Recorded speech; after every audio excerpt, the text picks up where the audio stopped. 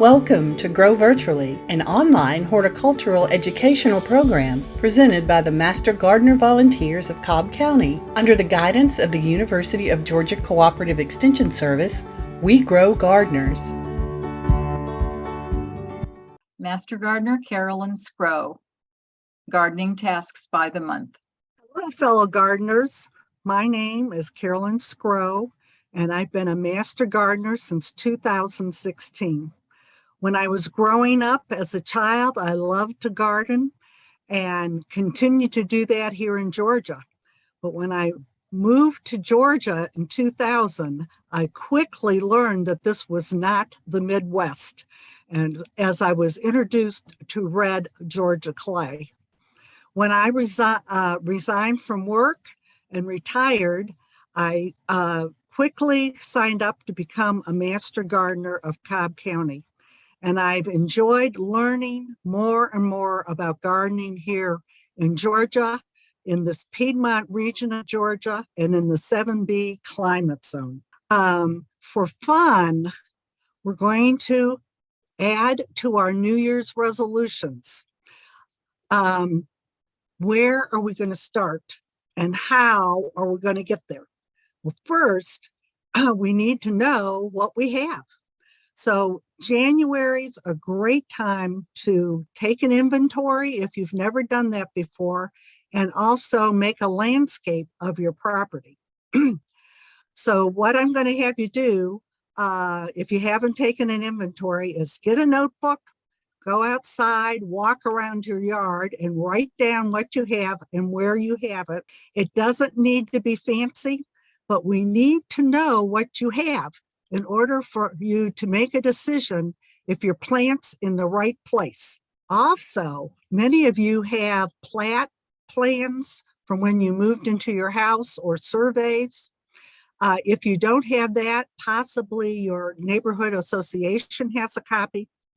And if that doesn't work, let your fingers do the walking and go down to the county courthouse. They should have a copy of your plat. This is great information. It shows where your house is. Most importantly, it shows where your property lines are. And not everybody's got a square piece of property. It's in all different angles. So it'll be good to see for sure what you have. When you get the plat, you can make it into a bigger size so you can work with it, or transfer the information over to graph paper. And the graph paper works out great because the squares you can indicate if this is a square yard, square foot, whatever you want, and you'll have everything on there in the right proportion. Draw in your house, your property line, your driveway, and then draw in your current landscape that you have around your house. Maybe you have a shade garden in the backyard. And then if you plan to do some more landscaping, I would suggest you make little dotted lines next to the landscape to indicate this is where I'm going to add on. Also, if you want to have a vegetable garden or a shade garden in the back and you don't have it yet, you can put that in dotted lines. I also would suggest put the house and the driveway in ink and everything else be in pencil because things can change. One other thing you need to know is north, east, south, and west. On our picture on the slide, you can see that I circled the N and an arrow for north. This is to give you reference on northeast, south, and west. You need to know where the sun comes up, that when the sun hits the east side of your property, that's typically cooler sun. A lot of plants like that coolness in the morning with the sunlight. The west is going to be the hot sun. The heat of the day really is around 5 or 6 o'clock in the afternoon. Also, the south side of your property tends to be the sunniest during the day, and the north side of your property is going to be shadier. So that's information you need to know on whether your plants are in the right place, or if you're going to be planting something, you know it's going to be in the right place for the right sunlight. Also, when it comes to sun, your turf grass does not like to be in the shade. And also your shade-loving plants like hostas and ferns don't like to be in the hot Georgia sun. So as you evaluate this, it might be things that you need to move around, or when you're planting new plants, take these things into consideration. Another thing that's going to be a good idea for you to do is get a 3-ring notebook with dividers in it. And I would get the dividers that have pockets, or make pockets on the pages. And what you can do, have dividers in there. The first section could be your landscape plan that you've created. And you could do a before and after type of thing. And then on the different sections, have a section for your front yard, your backyard, your vegetable garden, your shade garden, and keep all the different bits of information that you acquire for these areas. When you go to buy a plant, keep the little tag that comes with that plant. It has all kinds of good information on it. And also, if you buy a new tree or new shrub, keep that tag and attach to it your receipt. If something would happen within the next year and that plant dies, typically the local stores will reimburse you, or they'll give you a new plant.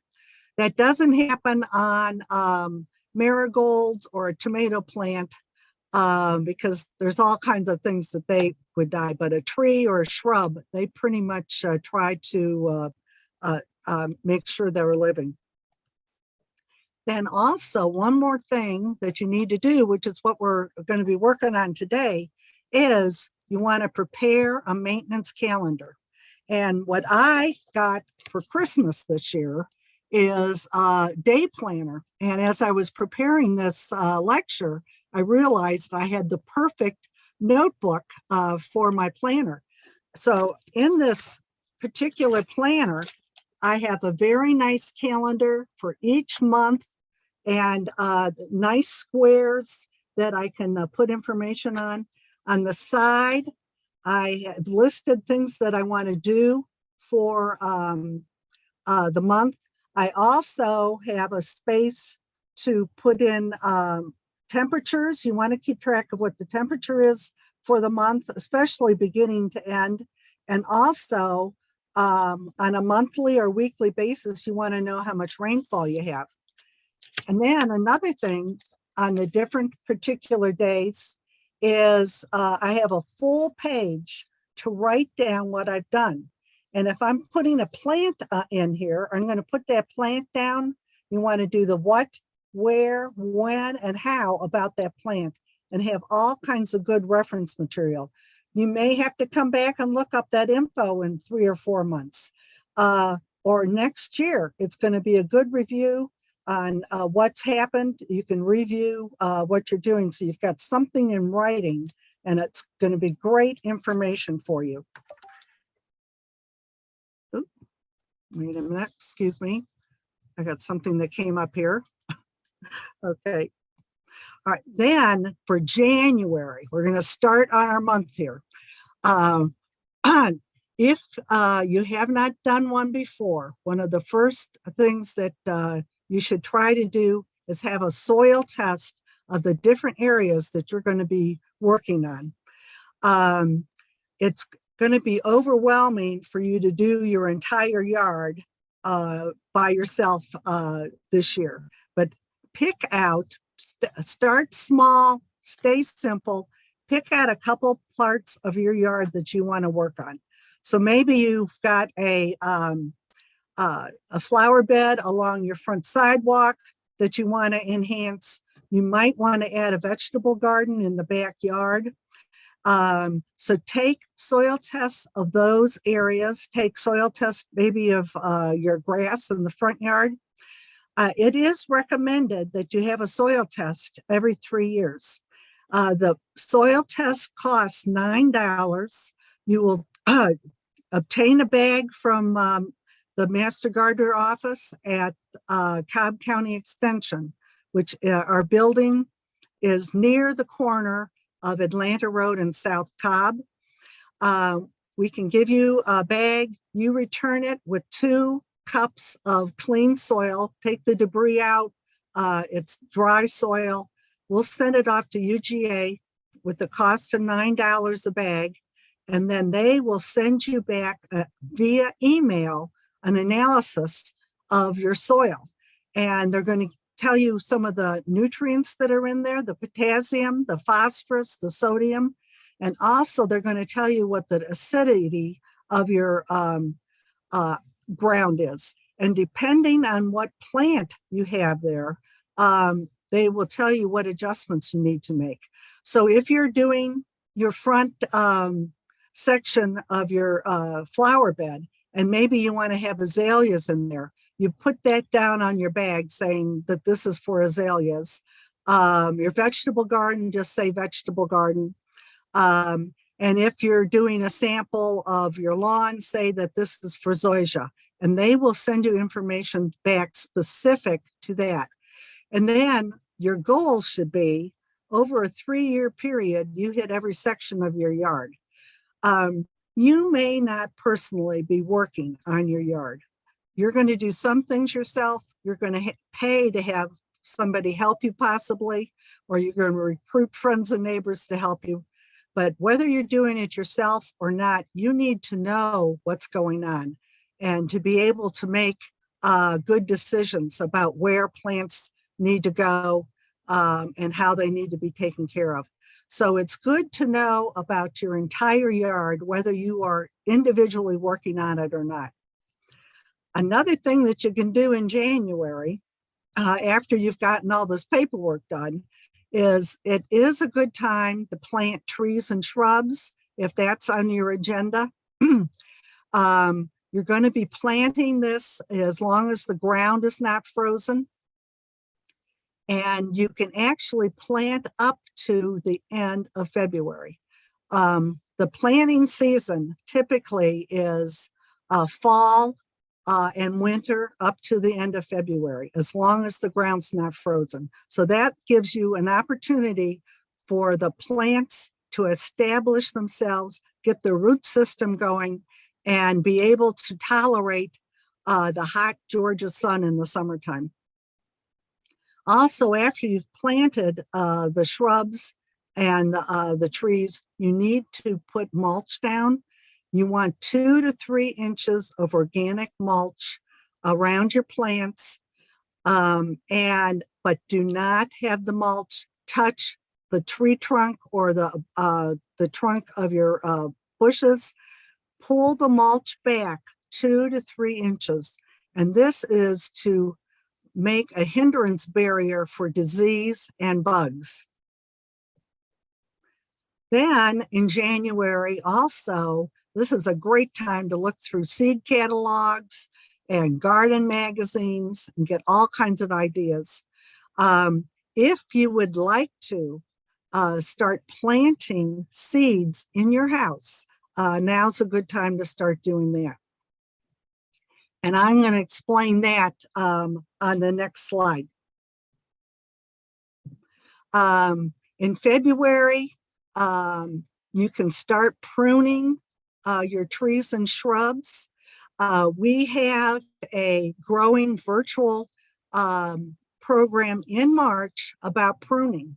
So if you want to join us again in March, we would love to have you. Also, we already have a program on YouTube about pruning. And also UGA has many publications about pruning.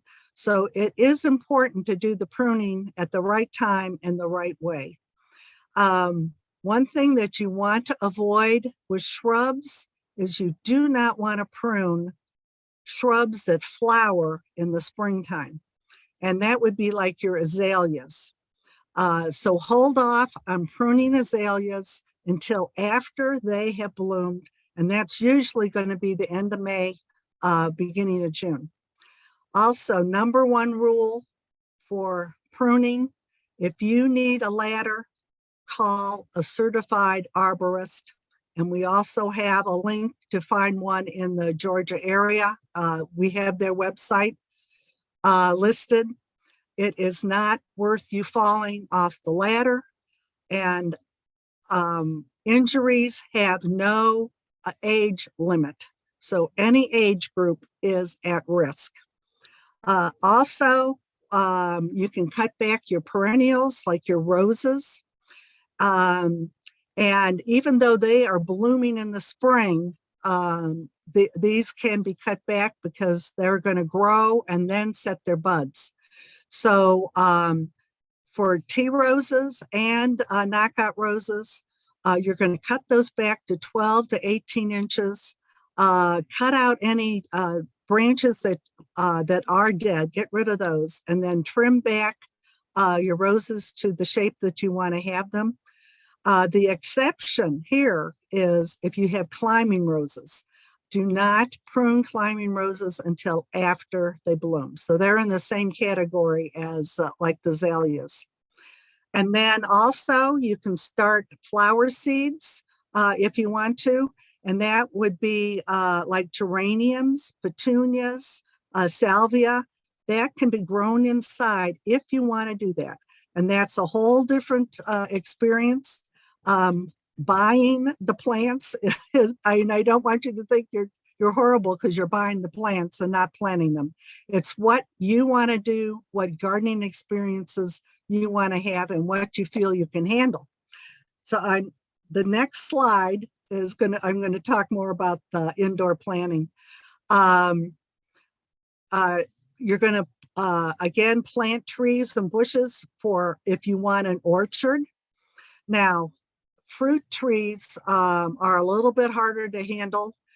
If you have never planted fruit before and would like to do it, I would start with bushes like blueberry bushes, raspberry bushes, blackberries. I know you can get thornless blackberries. I don't know about the raspberries, but they probably are available. If you can get a thornless, do that. Also, another fun thing to have is strawberries. So when you're planting this, make sure you have 8 or more hours of sunlight. And that goes for your vegetable garden and your fruit. They need lots of sun. Then prune, if you have trees right now, prune your trees in late February into March. And also for your fruit trees, you want to spray those with dormant oil, and that controls insects. And then we're going to start our vegetables and flowers that you want to, and I'm going to tell you about that. What you want to do is you want to purchase sterile seed planting soil, and that is to control fungus. Then you can buy seed planting flats. They have little cubicles. You can stick a couple seeds in each cubicle to get the plant started. Also, you can use things you have around the house. What's pictured here is a butter tub that makes a great little gardening bed. And also, if you're still buying eggs, that you can use egg cartons. You just need to poke a hole in the bottom of the egg cartons and the bottom of the margarine containers or anything else that you feel like you can use, so that can drain water out. You don't want to have everything too soggy. Also, on your seed packets, the seed packets have lots of good information on there. And they'll tell you a range of when you can plant, what's a good time to plant your seeds. Now, what you want to do is figure out what the germination time is. And that can be anywhere from 2 to 6 weeks, depending on what plants you have. So what you want to do is start in mid-April and count back what they're saying the germination is.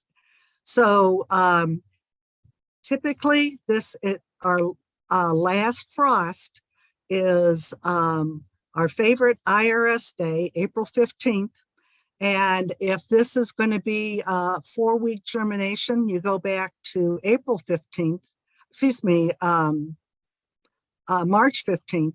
And that will be when you can start planting your plants indoors, and they should be good enough to plant in the yard by mid-April. One other thing that you're going to need in growing your plants is you need light, and you need special light. So you need to buy a light that is rated as a grow light.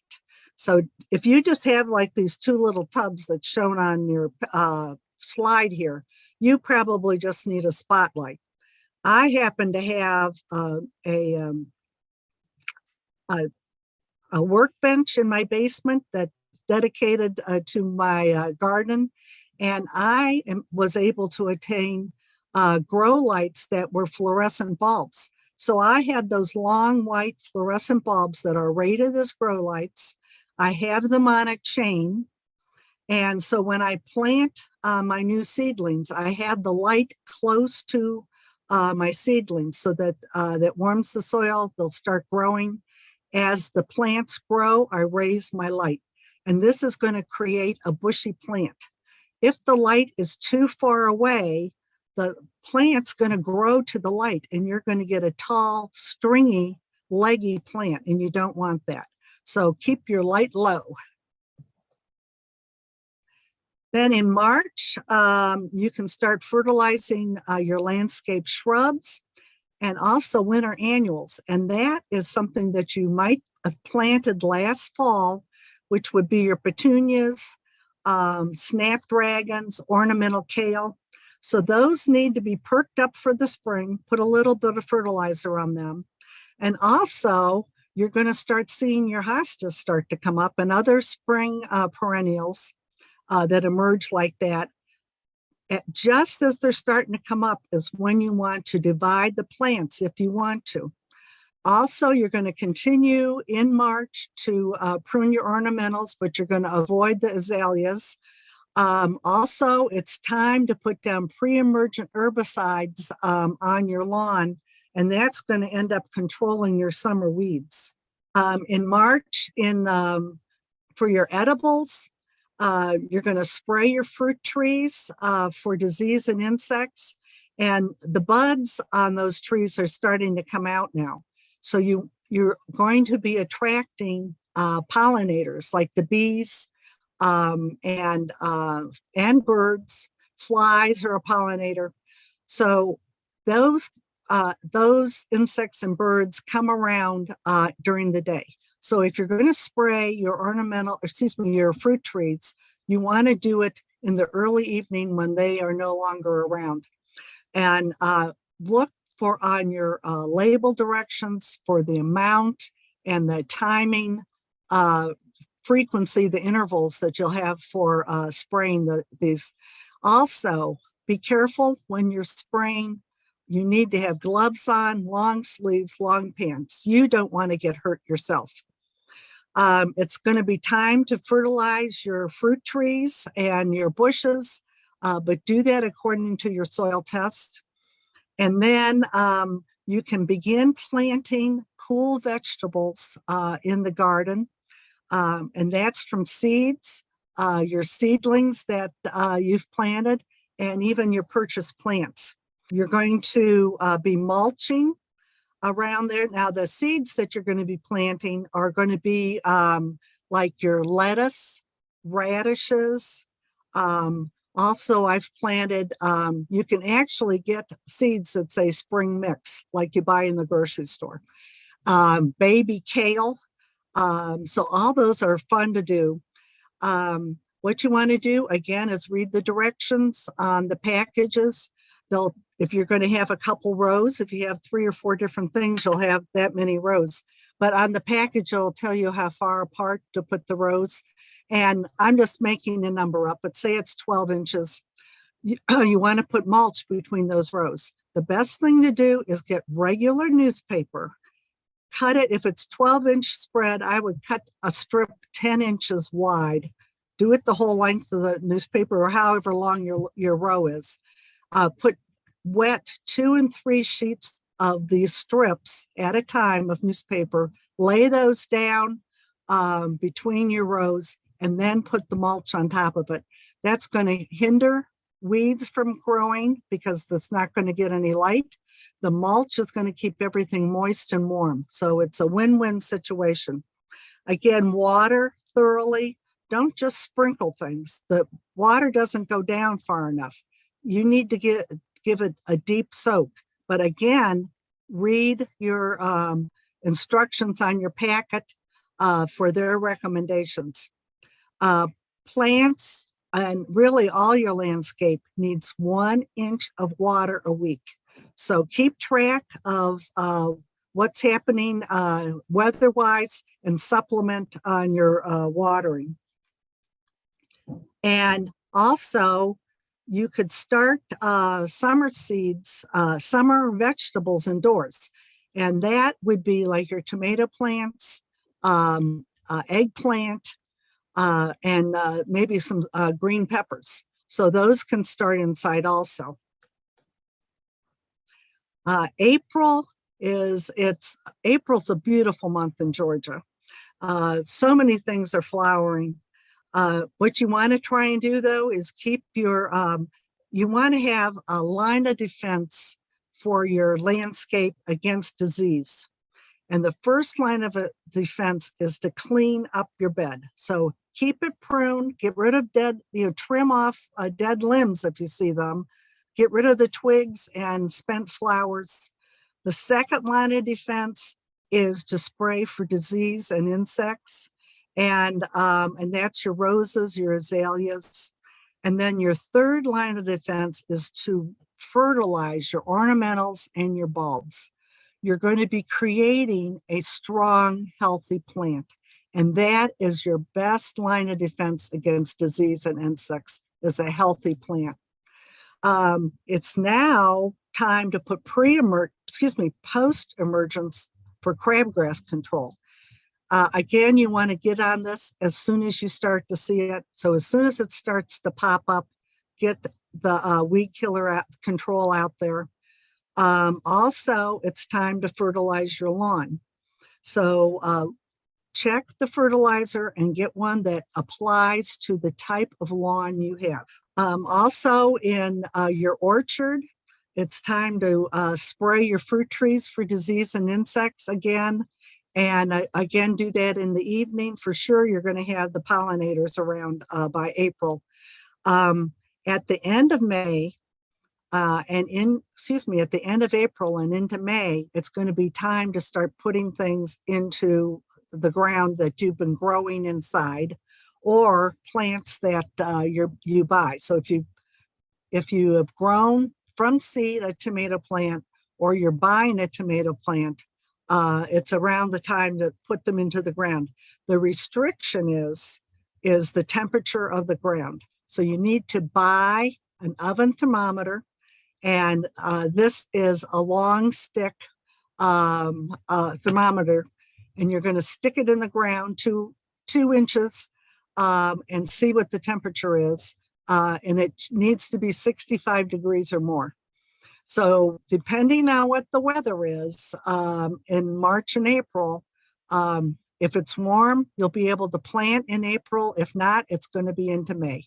But you're better off waiting until the ground is warm enough and your plants are going to get off to a good start. In May also, the stores have all kinds of flowers available. It's a fun time. So you can buy plenty of annuals to put in flower pots, big flower pots like shown there, or also hanging baskets.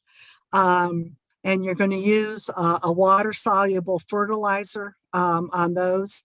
And what you need then is to fertilize. It usually tells you every 2 or 3 weeks to use a water-soluble fertilizer. Again, use the amount they're telling you. Don't want to over fertilize your plants. Also, the plants that are in the ground, fertilize your perennials and also your spring bulbs. And that can be your dahlias, your elephant ears that you've planted this spring, or also if you've got your daffodils and tulips out there, put a little bit of fertilizer on them, because they are, even though they don't have a flower on them, they're still developing the bulbs.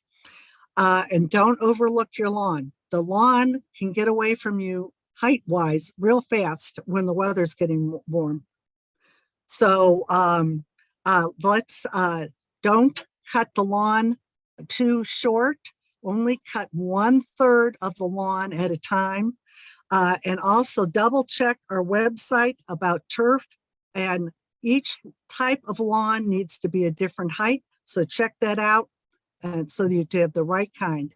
May is a great time to go pick your strawberries. So check those out. I'm at a school garden. The kids love picking the strawberries and eating them as snacks after school. You've got your tomatoes and peppers in the ground. Let them sit for maybe a week, and put stakes next to them and cages to support their fruit. And yes, tomatoes are a fruit because the tomato comes from a flower and it has seeds. So that's the definition of fruit. You also want to water deeply and keep track of your water with a water gauge. And so if it's only rained, say a 1/2 inch this week, you need to supplement that other half. I don't have a big water gauge. You can get these big ones that show 2 or 3 inches of rain, but I have one that just shows me 2 inches, and it rarely rains more than 2 inches at one time. So I keep track of it during the week, and I supplement my garden with water that's needed. In June, you're going to be pruning your roses and, not your roses, but you're going to finally be pruning your azaleas and other flowering shrubs, and shape those the way you want, and then they will set their buds. Also continue to deadhead your flowers and annuals by deadheading your flowers and picking the vegetables and the fruit off of your plants. That encourages the plant to keep producing. And again, keep the debris cleaned up because that's going to deter bugs and insects. And again, in June, I was saying here, as you pick your tomatoes, the tomatoes are going to produce more tomatoes. If you are out of town during the summer for a week or two, and even into the fall, ask your neighbors to come pick your tomatoes and other fruit and vegetables. In July, baby, it is hot outside. So we need to take care of the landscape. If you planted trees and shrubs, they need extra water in this time period, and plan on giving that 1 or 2 trees 2 gallons of water per week, each one of them. Look for bugs, in the, you want to prune your hydrangeas, the mop head hydrangeas and the oak leaf hydrangeas. You can take all those dead, spent flowers off of there. You can turn those easily into dried flowers for a great bouquet. The other hydrangeas in your yard, leave them alone. You need to let them have their flowers come off the branches by themselves. Hanging baskets need extra water. Soak those in your tub. I do that about once a week. And then if you need a new lawn or you need to patch your lawn, and it's the warm weather lawn, that's your Bermuda, Zoysia, centipede, now's the time to do that. We also have a great website from UGA about lawns, so check that out. July, keep an eye out for the tomato hornworms. There's a beautiful picture of a hornworm there. It's very, very complimentary. If the hornworm has some white protruding specks on the outside of it, leave it alone, because that's parasite wasp eggs. And when they hatch into a larva, they will eat the hornworm. So nature will take care of itself. If you don't see any wasp eggs, pick the hornworm off the plant yourself and throw it in some soapy water and let it reach its own demise.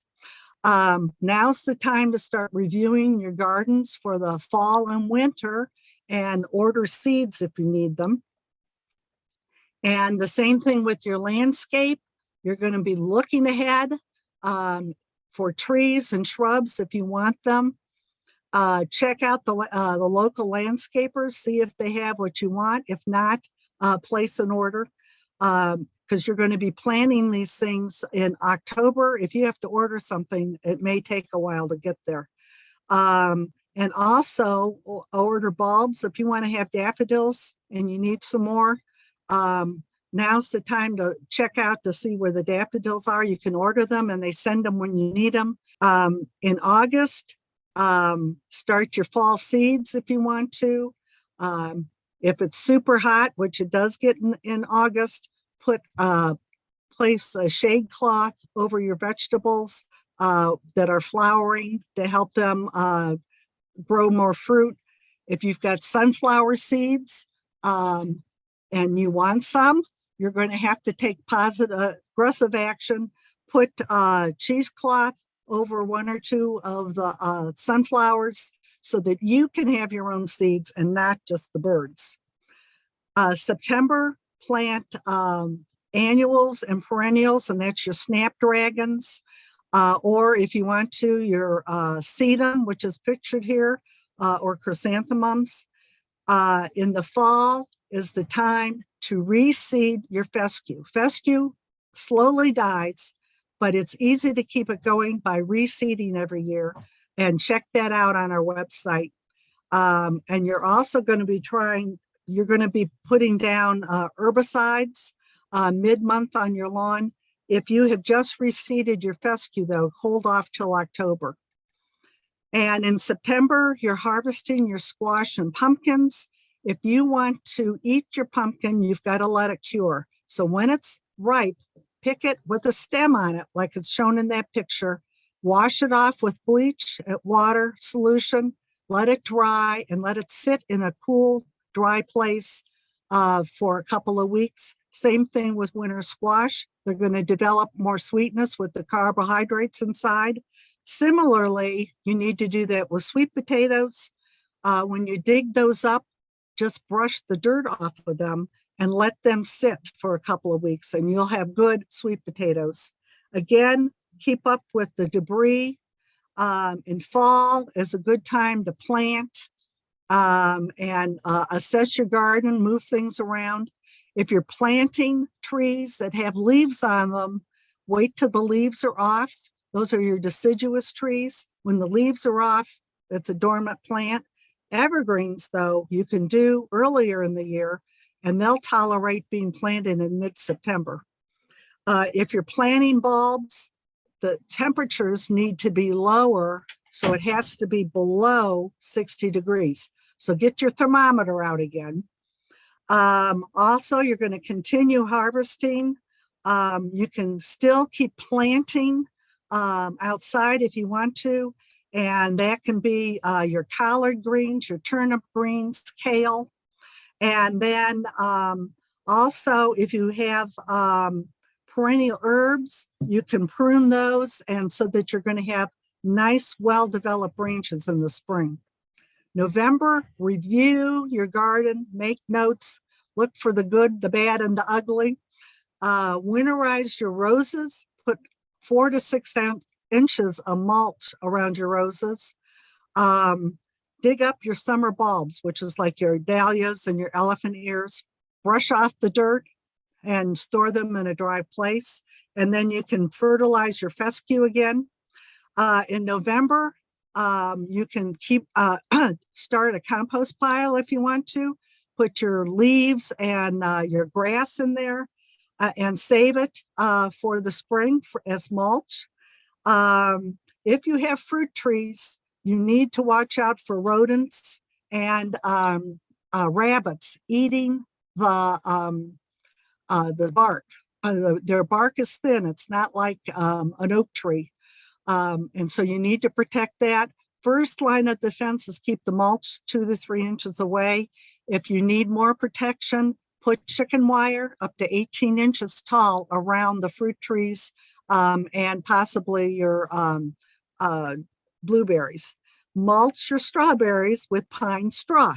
So put that over your strawberries loosely, but enough that it covers up your strawberries. And in December, it's time to clean up, clean your tools, sharpen your tools, dry them off, and put WD-40 or another lubricant on it. The lawnmower, sharpen the blade, get that all cleaned up, drain the gasoline, and keep your lawnmower inside, in a shed, in the garage, but don't leave it outside. Fertilize a little bit more of your pansies, and double check your bulbs and make sure they all have pine straw on them. And now in December, you can prune your fruit trees because they don't have fruit on them anymore, but try and do it before it gets too cold and have it around 45 degrees or more outside. Cut back your berry canes. If you've got green canes, attach those to a trellis. Clean up your flower pots with 4-to-1 bleach solution and dry those out, and enjoy your holidays and get ready for next year. We hope that you will find our information informative and helpful. Thanks for watching, and please remember to subscribe to our YouTube channel.